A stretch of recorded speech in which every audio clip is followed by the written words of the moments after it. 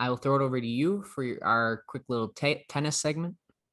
Yeah, us recording that Thursday night right now doesn't seem like much of a point talking about Denis Shapovalov. My thoughts on that already up on YouTube. He plays Novak Djokovic tomorrow morning.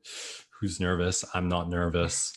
But I did want to talk about the other Canadian for now, Felix Auger-Aliassime, who lost to Matteo Berrettini in the quarterfinals. And I just wanted to talk about the run he had at Wimbledon, a personal Grand Slam best for him, reaching the quarterfinals. I think definitely some pros to take home, and also pretty clear what he needs to work on. I guess winning 4 matches to get there to the quarterfinals, and you saw as the competition rose over those matches, the level of play he was able to put out drop. Started out very strong in this tournament with a 3 sets victory over Montero. Went against Ymir, took it in 4 sets. And then against Kyrgios, it really became an uphill battle. The injury playing a big part before. Well, the momentum was all with Kyrgios before he got injured, and then with Auger-Aliassime after. So hard to know how that would have played out without the injury. The match against Zverev, a match that Zverev kind of handed to him on a platter with all the double faults that still ended up being neck and neck. The biggest moment of his tennis career for sure coming in that match. In the 5th set, he pulled it out. He sealed the deal. He locked in. He played the better tennis.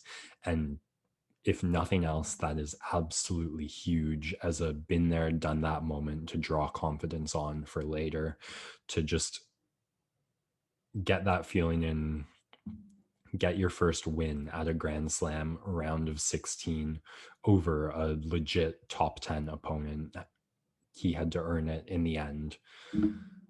So if nothing else, just to win that match, to then go and experience the quarterfinals, to build on the experience, which you hear Djokovic, you hear Nadal, you hear Federer say that is the most important quality, or like my biggest asset is my experience. And this is how he gets his. And hopefully just looking at how he played throughout the tournament, you see the level of competition get to him in 2 ways. One, the winners to unforced errors ratio really like dipping, starting out quite positive, and then by the end in that match against Berrettini, just 24 winners versus 41 unforced errors.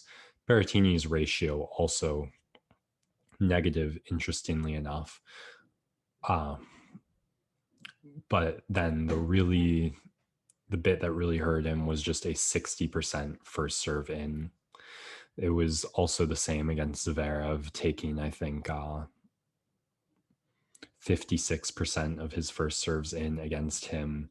It wasn't great against Kyrgios either, 60. Before that, it was north of 70. So you see in these tighter matches with more pressure, he struggled to get the first serve in more. He was pretty consistent around like about 70% of the points won off his first serve, which you'd also like to see rise a little, but some confidence on that first serve, I think the biggest. And then the confidence and skill to go for it and not make unforced errors against the big boys, which is where it really let up against Berrettini. I think both had their moments early.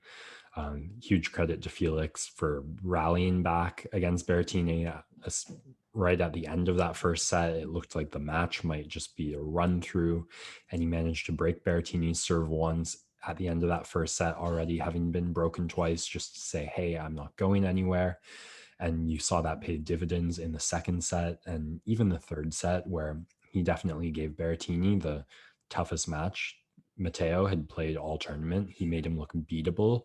He exposed the weaknesses in his game outside of that killer serve and that forehand, but he wasn't able to keep his level of play high enough to dictate that the match would play on Berrettini's weaknesses, and made his own mistakes trying to get it there, which Berrettini was able to capitalize on more consistently. So hope to see him work on that first serve. Just hopefully having experienced this, the next time he's in that situation, he handles it a little better.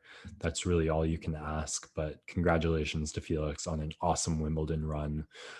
Looking forward to seeing him at the Olympics, at the National Bank Open here in Canada, and then at the US Open as well.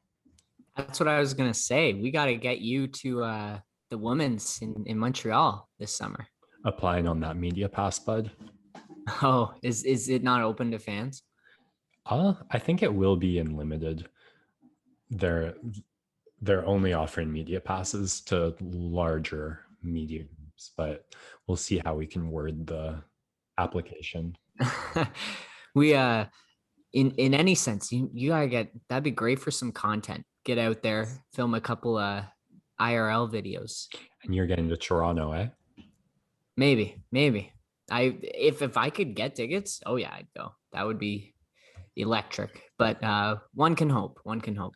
Of course, I put all my energy into learning everything I can about the ATP, and then it's like the WTA in Montreal this year, but that would still be very fun. Absolutely.